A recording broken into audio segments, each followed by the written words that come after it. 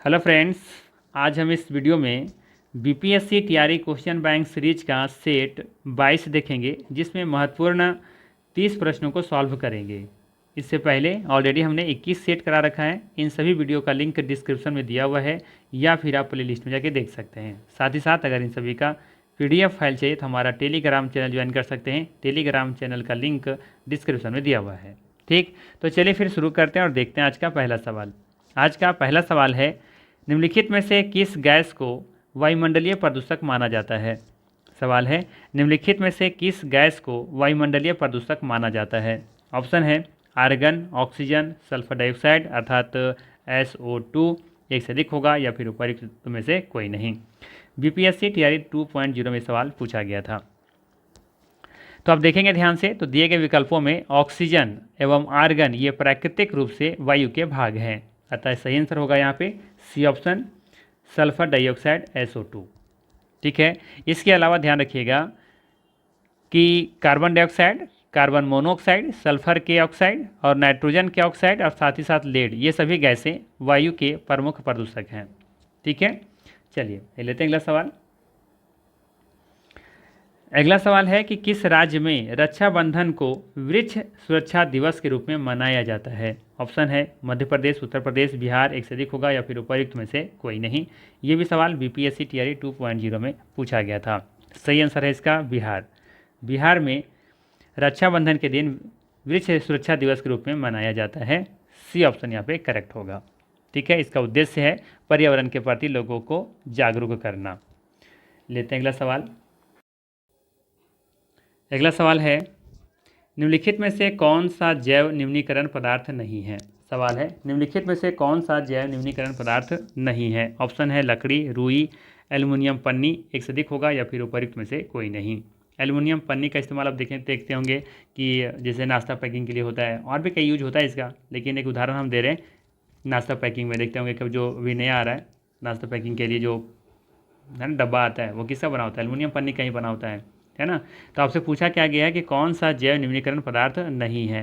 तो आप देखेंगे कि दिए गए विकल्पों में लकड़ी और रुई ये दोनों जैव न्यूनीकरण पदार्थ के उदाहरण है, जबकि एल्युमिनियम पन्नी ये जैव न्यूनीकरण पदार्थ के उदाहरण नहीं है। सी ऑप्शन यहाँ पे सही हो जाएगा। ध्यान रखिएगा, जैव न्यूनीकरणीय ऐसे पदार्थ होते हैं जो प्राकृतिक कारकों जैसे कि पानी, ऑक्सीजन, वर्षा तथा सूक्ष्म जीवों के द्वारा आसानी से विघटित हो जाते हैं। ठीक है, तो आप देखेंगे कि लकड़ी और रुई इन कारकों के माध्यम से आसानी से क्या हो जाएगा, इनका विघटन हो जाएगा। तो इसे हम लोग क्या कहेंगे, जैव न्यूनीकरण पदार्थ कहेंगे। ठीक है, चलिए लेते हैं अगला सवाल। अगला सवाल है कि वह जानवर जो मुख्यतः मांस खाता है निम्नलिखित में से क्या कहलाता है। आसान सा सवाल है। ओमनीवोर, कार्निवोर, हर्बीवोर एक से अधिक होगा या फिर उपयुक्त में से कोई नहीं। ये भी सवाल बीपीएससी टीआरई 2.0 में पूछा गया था। तो देखिए, जो सिर्फ मांस खाता है ना, उसे हम लोग कहते हैं कार्निवोर। ठीक है, अर्थात यहाँ पे बी ऑप्शन बिल्कुल सही हो जाएगा। वह जानवर जो मुख्यतः मांस खाता है, सिर्फ मांस खाता है, या फिर जो मुख्यतः उसका जो नेचर ही ऐसा कि इसमें मांस खाए, उसे हम लोग कार्निवोर कहते हैं। ठीक है, इसके बाद दो ऑप्शन और भी दे रखे हैं, जैसे कि ओमनीवोर और एक है आपका हर्बीवोर। तो हर्बीवोर मतलब होता है जो सिर्फ क्या खाता हो, सिर्फ वेज खाता हो, नहीं कह सकते हैं कि शाकाहारी, जो शुद्ध शाकाहारी है, जो सिर्फ शाकाहारी का सेवन करता है ना, जिससे प्लांट वगैरह जो खाता है उसे हम लोग क्या कहते हैं, हर्बीवोर कहते हैं। जबकि ओमनीवोर का मतलब होता है जो कि मांस भी खाता है और साग सब्जी भी खाता हो, है ना, प्लांट पौधे जो पेड़ पौधे का जो भी प्रोडक्ट होते उत्पाद होते हैं वो खाते हो, उसे हम लोग क्या कहते हैं, ओमनीवोर कहते हैं। सिंपल सा है। ठीक है, तो यहाँ पे बी ऑप्शन बिल्कुल ही सही हो जाएगा। जैसे कि इसका एग्जाम्पल क्या है, कार्निवोर का जैसे बाघ हो गया, वो ओमनीवोर में जैसे कि मनुष्य हो गया, दोनों चीज़ खाता है। ठीक है, हर्बीवोर में देखेंगे जैसे कि बकरी है, गाय है, तो ये सिर्फ देखेंगे कि यहाँ पे प्लांट पेड़ पौधे ही खाते हैं। ठीक है, तो इस सभी का एक उदाहरण हमने दिया। चलिए लेते हैं अगला सवाल। अगला सवाल है कि केरल की शांत घाटी, जिसे साइलेंट वैली भी कहते हैं, संरक्षित है क्योंकि, क्या कारण है इसे कि संरक्षित किया गया है। इसमें पौधों और जानवरों की बहुत ही दुर्लभ प्रजातियां पाई जाती हैं, मिट्टी खनिजों से भरपूर है, या फिर कृषि प्रयोजनों के लिए भूमि के क्षेत्रों के बड़े पैमाने पर उपयोग किया जाता था। एक से अधिक होगा या फिर उपयुक्त में से कोई नहीं। बीपीएससी स्कूल टीचर 2023 में ये सवाल पूछा गया था। सही आंसर है इसका ए ऑप्शन, इसमें पौधों और जानवरों की बहुत ही दुर्लभ प्रजातियां पाई जाती हैं। केरल की शांत घाटी संरक्षित है क्योंकि इसमें पौधों और जानवरों की बहुत ही दुर्लभ प्रजातियां पाई जाती हैं। ठीक है। याद रखिएगा केरल के शांत घाटी में पौधों और जानवरों की बहुत ही अधिक दुर्लभ प्रजातियां पाई जाती हैं। यहाँ पर स्तनधारियों की 41 प्रजातियाँ, पक्षियों की 175 प्रजातियाँ, तितलियों की 164 से अधिक प्रजातियाँ और सांपों की 49 और उभयचर की 47 तथा पतंगों की जो कीट पतंग होते हैं उनकी 400 से अधिक प्रजातियाँ यहाँ पे पाई जाती हैं। ठीक है, इसीलिए इसे संरक्षित किया गया है। चलिए लेते हैं अगला सवाल। अगला सवाल है, भारत सरकार द्वारा पर्यावरण और वन की सुरक्षा के लिए किस वर्ष एनजीटी नेशनल ग्रीन ट्रिब्यूनल की स्थापना की गई थी? 2010, 2011, 2012, एक से अधिक होगा या फिर उपयुक्त में से कोई नहीं। कई बार आप लोग को बता चुके हैं कि एनजीटी अर्थात नेशनल ग्रीन ट्रिब्यूनल की स्थापना 2010 में की गई थी और इसका मुख्यालय कहाँ है? नई दिल्ली में है। ठीक है, इसकी स्थापना 18 अक्टूबर 2010 को की गई थी, आपको याद रखनी है। ठीक है, और इसका मुख्यालय कहाँ है? तो नई दिल्ली में है। सही आंसर हो जाएगा इसका ये ऑप्शन 2010। अगला सवाल लेते हैं। सवाल है, निम्नलिखित में से कौन सा स्वस्थाने इन सीटू संरक्षण के अधीन शामिल नहीं है? बताना है कौन सा स्वस्थाने अर्थात इन सीटू संरक्षण के अधीन शामिल नहीं है। ऑप्शन दे रखा है वनस्पति उद्यान, राष्ट्रीय उद्यान, वन जीव अभ्यारण्य, एक से अधिक होगा या फिर उपयुक्त में से कोई नहीं। सही आंसर हो जाएगा यहाँ पे वनस्पति उद्यान, ये ऑप्शन यहाँ पे सही होगा। ठीक है, याद रखिएगा ये इन सीटू संरक्षण के अधीन शामिल नहीं है। स्वस्थाने या इन सीटू प्रकार की संरक्षण पद्धति में प्रजातियों को उनके प्राकृतिक आवास में संरक्षित क्षेत्र बना करके संरक्षित किया जाता है। याद रखिएगा इन सीटू प्रकार की संरक्षण पद्धति में प्रजातियों को उनके प्राकृतिक आवास में संरक्षित क्षेत्र बना करके संरक्षित किया जाता है।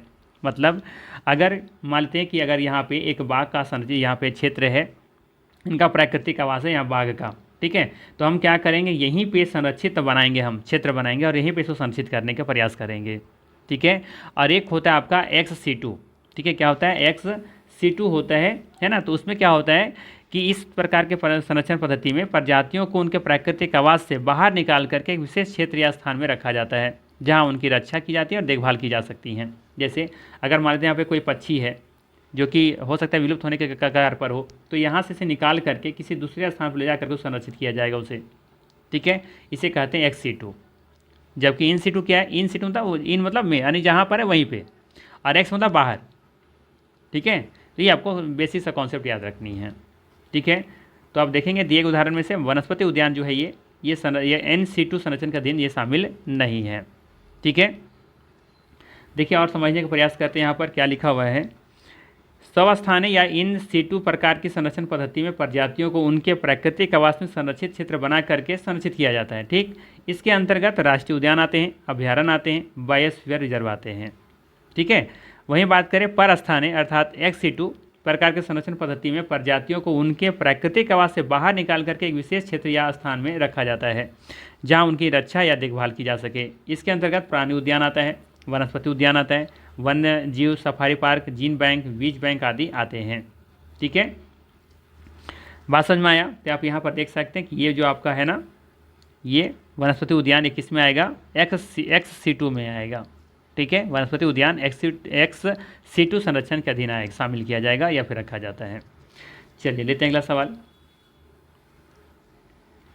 अगला सवाल है कि रामसर सम्मेलन किसके संरक्षण से जुड़ा हुआ है? रामसर सम्मेलन किसके संरक्षण से जुड़ा हुआ है? ऑप्शन दे रखा है शुष्क भूमि, आर्द्र भूमि, वन या एक से अधिक होगा या फिर उपयुक्त में से कोई नहीं। तो आसान सा सवाल है, सभी को पता होगा ये किससे जुड़ा हुआ है? आर्द्र भूमि से जुड़ा हुआ है। ठीक है, याद रखिएगा अभी मेरा जो नेक्स्ट ज्योग्राफी का जो 100वां सेट आने वाला है उसमें हमने रामसर सम्मेलन को अप टू डेट किया है और उसमें बहुत सारे करंट अफेयर्स को हमने शामिल किया है और बहुत ऐसे क्वेश्चंस हैं जो वहाँ से निश्चित तौर पर बहुत सारे क्वेश्चंस आपको देखने को मिलेंगे BPSC TRE 4.0 में। तो मेरा 100वां सेट जरूर देखिएगा, निश्चित तौर पर आपको मज़ा आने वाला है, निश्चित तौर पर उसमें कुछ खास होने वाला है। ठीक है, तो वो मिस मत कीजिएगा। सारा सेट अगर पूरा ना देखोगे तो कोई दिक्कत नहीं, लेकिन 100वां सेट जरूर देख के जाइएगा। ठीक है, ये सभी से रिक्वेस्ट है, चाहे वो आप किसी भी सब्जेक्ट की तैयारी कर रहे हो उससे कोई मतलब नहीं है, क्योंकि इस ज्योग्राफी से हर क्वेश्चन तो हर सब्जेक्ट में पूछा जाता है, चाहे आप ज्योग्राफी रखे हो, है ना। क्योंकि आपका जो जीके होगा, जीके GS वाला पोर्शन 40 क्वेश्चन होगा, वहाँ तो पूछा जाएगा ना फिर। ठीक है, तो ध्यान रखिए वहाँ पर मैंने करंट अफेयर्स के भी सवाल को रखा है जो ज्योग्राफी से संबंधित होगा। ठीक, चलिए अगला सवाल है निम्नलिखित में से कौन सा जीव क्लोरोफिल की उपस्थिति में सूर्य के प्रकाश का उपयोग कर अकार्बनिक पदार्थों को कार्बनिक यौगिकों में परिवर्तित करता है? ऑप्शन है स्वपोषी, कुछ जीवाणु, जंतु, एक से अधिक होगा, या फिर उपरोक्त में से कोई नहीं। सही आंसर हो जाएगा यहाँ पे, ध्यान रखिएगा, ऑप्शन नंबर डी। ठीक है, ऑप्शन नंबर डी इसका सही होगा, यहाँ पे ध्यान दीजिएगा। आइए समझते हैं। स्वपोषी जीव, पौधे, शैवाल एवं कुछ जीवाणु क्लोरोफिल की उपस्थिति में सूर्य के प्रकाश का उपयोग करके अकार्बनिक पदार्थों को कार्बनिक यौगिकों जैसे कि शर्करा में परिवर्तित करते हैं। ये जीव सौर ऊर्जा को रासायनिक ऊर्जा में परिवर्तित करके जीवमंडल में महत्वपूर्ण भूमिका निभाते हैं, जिसका उपयोग खाद्य श्रृंखला में अन्य जीवों के द्वारा किया जाता है। तो सिंपल सा, स्वपोषी पौधे है ना, स्वपोषी जीव, पौधे, शैवाल एवं कुछ जीवाणु क्लोरोफिल की उपस्थिति में सूर्य के प्रकाश का प्रयोग करके अकार्बनिक पदार्थों को कार्बनिक यौगिकों में परिवर्तित करते हैं। अर्थात यहाँ पे देखेंगे तो सही आंसर क्या होगा, डी ऑप्शन हो जाएगा। ठीक है, चलिए देखते हैं अगला सवाल। अगला सवाल पूछा गया था कि भारत में मीथेन का मुख्य स्रोत क्या है? ऑप्शन है गेहूं का खेत, गन्ने का खेत, धान का खेत, एक से अधिक होगा, या फिर उपर्युक्त में से कोई नहीं। बीपीएससी स्कूल टीचर 2023 में ये सवाल पूछा गया था। सही आंसर होगा इसका धान का खेत। याद रखिएगा, भारत में मीथेन का मुख्य स्रोत क्या है? धान का खेत। ठीक है, अगला सवाल है SO2 अर्थात सल्फर डाइऑक्साइड प्रदूषण सूचित होता है आर्किड द्वारा, मैंग्रोव द्वारा, लाइकेन के द्वारा, एक से अधिक होगा, या फिर उपर्युक्त में से कोई नहीं।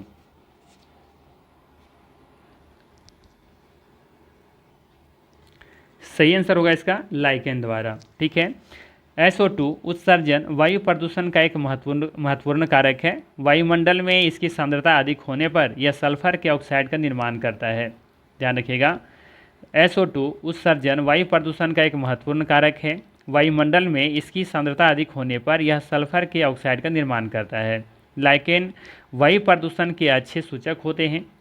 चूँकि लाइकेन SO2 के प्रति संवेदनशील होते हैं, वे SO2 की अधिक सांद्रता में क्या होते हैं, मर जाते हैं। ठीक है, इसीलिए वे उन क्षेत्रों में नहीं पाए जाते हैं जहाँ पर SO2 की सांद्रता अधिक देखने को मिलती है। ठीक है, सांद्रता का मतलब क्या? सांद्रता का मतलब जिससे समझिए, अगर हम यहाँ पे एक गिलास पानी लेते हैं, ठीक है, और इसमें हमने क्या किया कि 1 चम्मच इसमें हमने नमक मिलाया, ठीक है, और एक और सेम पानी, जितना क्वांटिटी पानी है उतना क्वांटिटी यहाँ पे पानी है, सेम क्वांटिटी में है। अब हमने क्या किया, यहाँ पे 2 चम्मच नमक मिलाया।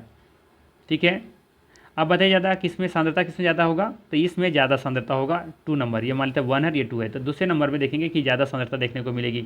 इसमें जितना ज़्यादा नमक मिलाया जाएगा सांद्रता इसकी अधिक होगी। ठीक है, ऐसी सांद्रता उतना कम होगी। बात समझ में आया? जितना कम नमक की मात्रा उतना सांद्रता कम होगी, और जितना यहाँ पे नमक की मात्रा ज़्यादा होगी सांद्रता उतना अधिक होगा। अगर इसको भी सांद्रता अधिक करना चाहते तो आप क्या करेंगे? जाहिर सी बात है, इसमें नमक की मात्रा अधिक मिलाएंगे पानी में। जैसे अगर आप आटा सान रहे हैं, ठीक है, तो उन्हें पानी में क्या किया, आटा डाला, उसको मिलाया, पता चला इसमें पानी भी और उसमें क्या ले सकता है, आटा उसमें और डाल करके घोल सकते हैं। तो जब तक वो घुल रहा है तब तक उसको हम लोग क्या बोलेंगे, असंतृप्त कहेंगे। ठीक है, जब पूरा संतृप्त हो जाएगा अर्थात घुलना बंद हो जाएगा तो हम कह सकेंगे इसकी सांद्रता पूरा फुल हो चुकी है, अब ये घुलने वाली, अब नहीं इसमें मतलब कि आटा घुलने वाला है, तो सांद्रता बहुत ज़्यादा हो जाएगा। ठीक है, तो इस तरीके से सांद्रता मतलब समझ सकते हैं कि क्या है। तो यहाँ पे सी ऑप्शन सही होगा। याद रखना है कि SO2 की जहाँ पर सांद्रता अधिक होती है वहाँ पे लाइकेन जीवित नहीं रह पाते, मर जाते हैं। अगला सवाल है, सलीम अली पक्षी अभ्यारण्य स्थित है। बताना है कि सलीम अली पक्षी अभ्यारण्य स्थित है, कहाँ पे स्थित है ये? उत्तर प्रदेश, मध्य प्रदेश, पश्चिम बंगाल, एक से अधिक, उपर्युक्त में से कोई नहीं। तो सभी को पता होगा ये कहाँ स्थित है। ये सलीम अली पक्षी अभ्यारण्य गोवा राज्य में स्थित है। यहाँ पे दुर्लभ प्रजाति के पक्षी पाए जाते हैं, और इस अभ्यारण्य का जो नाम पड़ा है ये इसी पक्षी वैज्ञानिक जो सलीम अली थे उन्हीं के नाम पर ये रखा गया है। ठीक है, सलीम अली जो थे ना, एक वैज्ञानिक थे, पक्षी के विज्ञान की कह सकते हैं, पक्षी का वैज्ञानिक थे ये, पक्षी से संबंधित थे ये। ठीक है, तो इसका सही आंसर क्या हो जाएगा यहाँ पे? ये ऑप्शन, उपर्युक्त में से कोई नहीं। याद रखिएगा, सलीम अली पक्षी अभ्यारण्य गोवा में स्थित है। ठीक है, देखिए ये वाला पॉइंट हम बात कर रहे हैं यहाँ पे कि इस अभ्यारण्य का नाम भारतीय पक्षी विज्ञानी है ना, ये पक्षी विज्ञानी थे कौन? सलीम अली, इसी के नाम पर ये रखा गया है क्योंकि गोवा में स्थित है।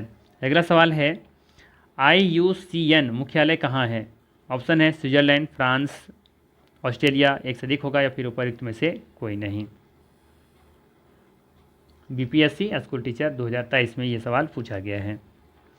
तो कई बार हम लेक्चर में बता चुके हैं, है ना, कि IUCN का मुख्यालय कहाँ है। इसका फुल फॉर्म भी हम कई बार आप लोग बता चुके हैं। आप लोग कमेंट करके बताइए कि IUCN का फुल फॉर्म क्या होता है। ठीक है, बाकी मुख्यालय तो अभी हम बता ही रहे। ठीक है, तो याद रखिएगा IUCN का मुख्यालय ग्लैंड में है। ग्लैंड अर्थात स्विट्ज़रलैंड, ये ऑप्शन सही होगा। स्विट्ज़रलैंड के ग्लैंड में स्थित है IUCN का मुख्यालय। ठीक है, जिसकी स्थापना कब हुई थी? 1948 में। आप लोग जल्दी से कमेंट करके बताइए कि IUCN का मुख्यालय कहाँ स्थित है। ठीक है, इसका काम क्या है? तो यहाँ पर देखेंगे कि इसके द्वारा पौधों और जानवरों के संरक्षण के संबंध में रेड लिस्ट जारी की जाती है ना। तो ये भी पूछा जा सकता है सवाल में कि रेड लिस्ट डेटा किन के द्वारा जारी किया जाता है? तो याद रखना है IUCN के द्वारा। ठीक है, यहाँ पे देखिए इसका फुल फॉर्म दिया हुआ है, अंतर्राष्ट्रीय प्रकृति संरक्षण संघ। आप लोग इसका इंग्लिश में बताइए कि क्या इसका फुल फॉर्म होता है IUCN का। अगला सवाल है कि एक पोषी स्तर से दूसरे पोषी स्तर में कितनी ऊर्जा अवशोषित होती है? एक पोषी स्तर से दूसरे पोषी स्तर में कितनी ऊर्जा अवशोषित होती है, ये आपको बतानी है। ये भी हम कई बार आप लोगों को अपने लेक्चर में बता चुके हैं। सही आंसर होगा इसका बी ऑप्शन 10%। और 10% ऊर्जा स्तर का जो स्थानांतरित होता है, इसका नियम किसने दिया था? तो लिंडमैन ने दिया था। ठीक है, ये भी याद रखिएगा। ठीक है, कहने का मतलब ये है कि एक स्तर से दूसरे स्तर में जो ऊर्जा स्थानांतरित होता है वो कितना होता है? 10% होता है। जैसे अगर मान लेते हैं कि अगर यहाँ पे 1000 किलो जूल एनर्जी है, तो एक यहाँ से जब दूसरे लेवल पर पोषी स्तर में जब ट्रांसफ़र होगा तो इसका सिर्फ 10% होगा। 10% मतलब कितना निकलेगा? 100 किलो जूल। ठीक है, इसके बाद फिर अगर इसके आगे अगर जो ट्रांसफ़र होगा, जो पोषी स्तर दूसरे में जब हस्तांतरित होगा, तो कितना होगा इसका? 10% निकालेंगे तो 10 kg सिर्फ हो पाएगा। मतलब है कि ये 10% का नियम किसने दिया था? लिंडमैन ने दिया था। उन्होंने कहा था कि हर एक स्तर से दूसरे स्तर पर जो ऊर्जा हस्तांतरित होता है या फिर हस्तांतरित होता है वो कितना होता है? 10% होता है। ठीक है, जैसे मान लेते हैं कि अगर प्राथमिक उपभोक्ता में अगर 1000 किलो जूल ऊर्जा एनर्जी है, तो प्राथमिक बाद द्वितीय उपभोक्ता में सिर्फ कितना जा पाएगा? सिर्फ 100 kg जूल ही जा पाएगा। फिर तृतीयक उपभोक्ता में कितना जा पाएगा? तो यहाँ पे 10% इसका निकालेंगे तो सिर्फ 10 किलो जूल ही जा पाएगा। ठीक है, बात समझ में आ रहा है? तो जैसे जैसे हम अगर आगे बढ़ेंगे तो देखेंगे कि एनर्जी लेवल कम होता चला जाएगा। ठीक है, तो तृतीयक जो पोषी स्तर के जो जीव होते हैं उनके पास सबसे कम एनर्जी देखने को मिलती है। ठीक है, अब सवाल है कि यहाँ पे शेष ऊष्मा का क्या होता है, शेष एनर्जी का क्या होता है?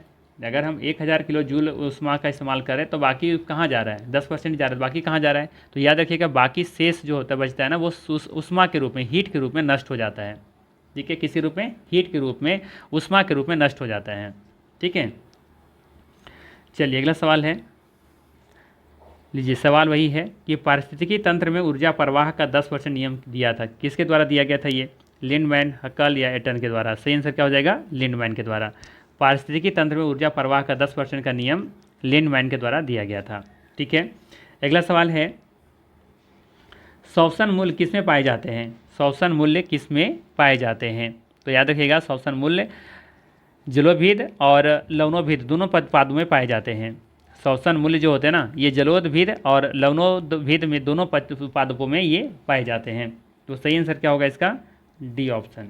ठीक है, याद रखिएगा शोषण मूल्य जलोदभिद एवं लवणोदभिद दोनों पादपों में पाए जाते हैं। ये पौधे उन स्थानों पर पाए जाते हैं जहाँ की ज़मीन में ऑक्सीजन की मात्रा बहुत कम या ना के बराबर होती हैं। इन पौधों की जड़ों के कुछ भाग जमीन के बाहर आते हैं, वे शोषण में मदद करते हैं, उन्हीं को शोषण मूल्य भी कहते हैं। ठीक है, सिंपल सा है कि जहाँ की ज़मीन में ऑक्सीजन की मात्रा बहुत कम या ना के बराबर होती हैं, इन पौधों की जड़ों के कुछ भाग जमीन से बाहर आ जाते हैं ऑक्सीजन प्राप्त करने के लिए, वे शोषण में मदद करते हैं, उन्हीं को शोषण मूल्य कहते हैं। ठीक है, तो ये दोनों उदाहरण है किसका किसका, कौन कौन?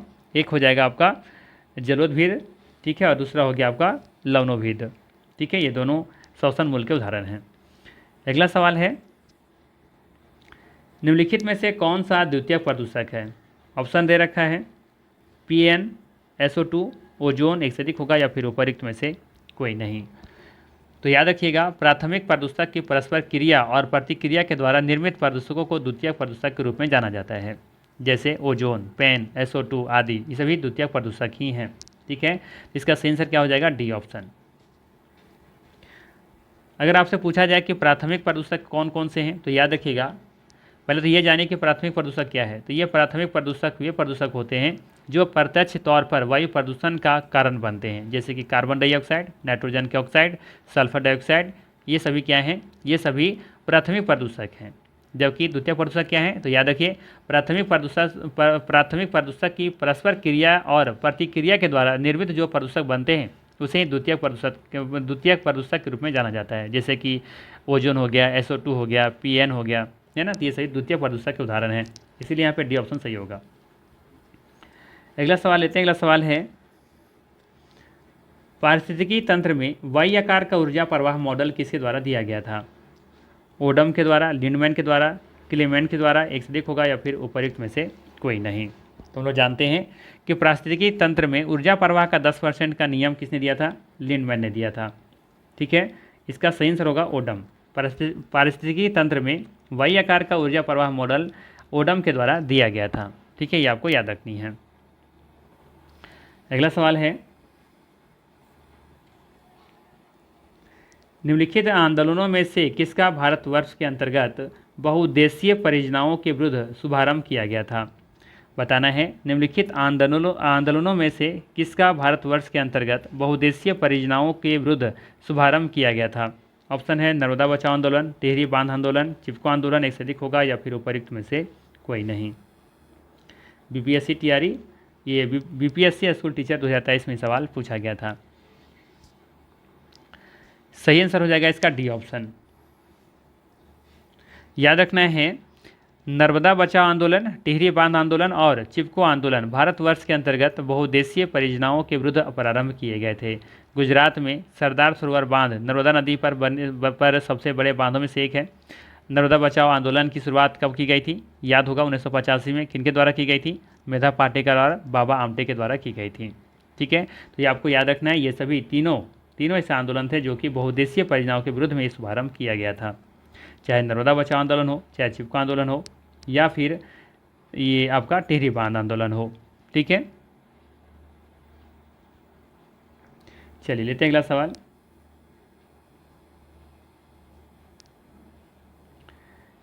अगला सवाल है कि पारितंत्र में ऊर्जा का प्रवाह होता है। पारितंत्र में ऊर्जा का प्रवाह कैसे होता है? बहुदिशिक होता है, एक दिशिक होता है, या त्रिदिशिक होता है, या एक से अधिक होगा, फिर उपयुक्त में से कोई नहीं। याद रखिएगा, पारितंत्र में ऊर्जा का प्रवाह हमेशा एक दिशिक होता है। ठीक है, याद रखना है, पारितंत्र में ऊर्जा का प्रवाह एक दिशिक होता है तथा इसमें सौर ऊर्जा ही ऊर्जा का एकमात्र स्रोत है।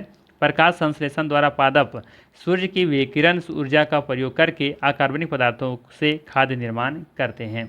ठीक है, तो ये एक ही दिशिक होता है, ये अलग अलग दिशिक नहीं होता है। अगला सवाल है,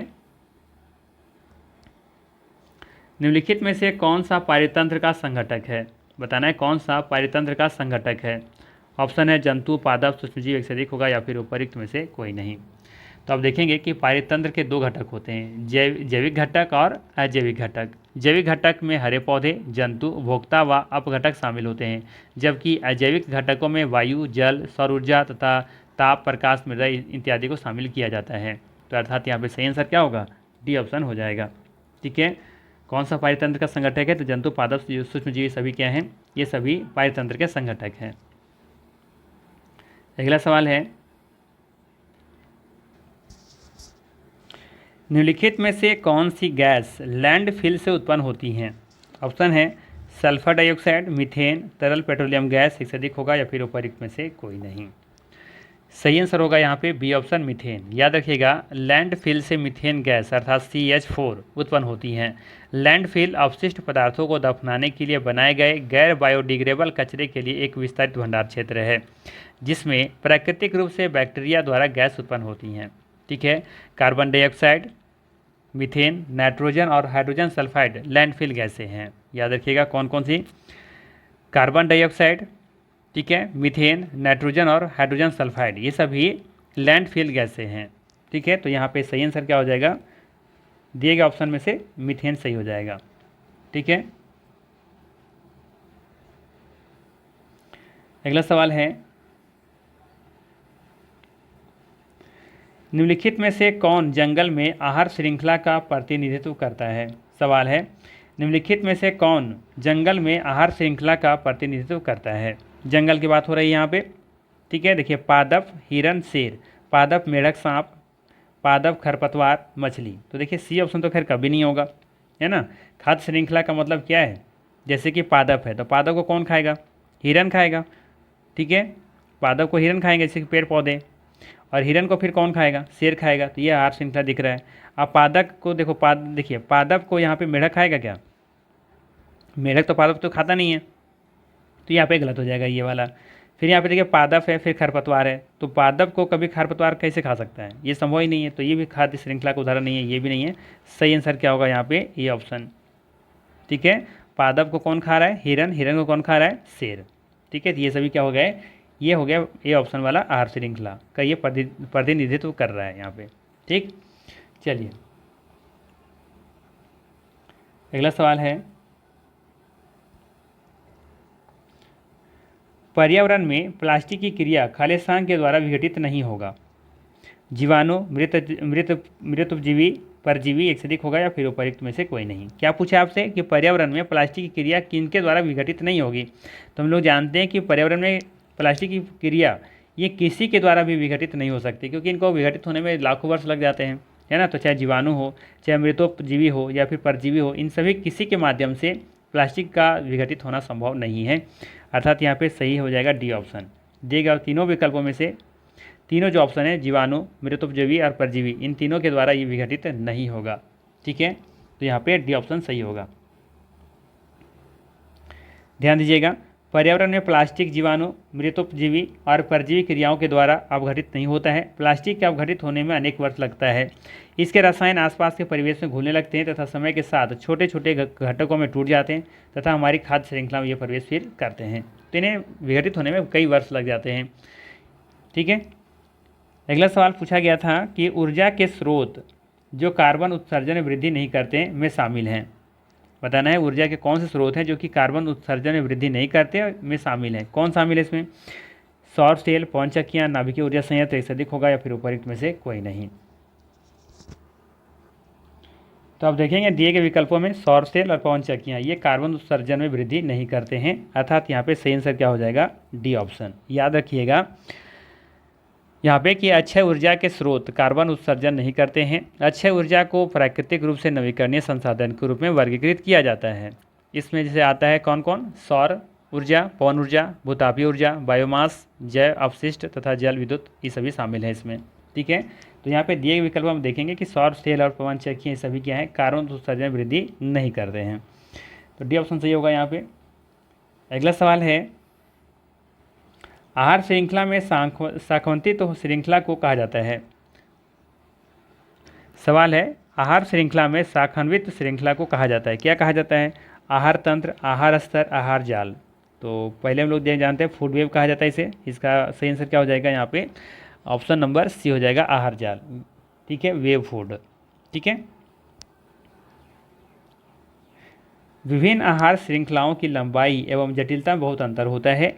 सामान्यतः प्रत्येक जीव 2 या 2 से अधिक प्रकार के जीवों के द्वारा खाया जाता है जो स्वयं अनेक प्रकार के आहार बनाते हैं। अतः एक सीधी आहार श्रृंखला के बजाय जीवों के मध्य आहार संबंध शाखान्वित होते हैं तथा शाखान्वित श्रृंखलाओं का जाल बनाते हैं, जिसे ही क्या कहा जाता है? आहार जाल कहा जाता है, ठीक है, फूड वेब। अगला सवाल है, हरे पौधे सूर्य के प्रकाश की ऊर्जा का ग्रहण करते हैं, उसे खाद्य ऊर्जा में परिवर्तित करते हैं। सवाल है, हरे पौधे सूर्य के प्रकाश की ऊर्जा का ग्रहण करते हैं और उसे खाद्य ऊर्जा में परिवर्तित करते हैं। कितना परसेंट? 5%, 2%, 1%, एक से अधिक होगा या फिर उपयुक्त में से कोई नहीं।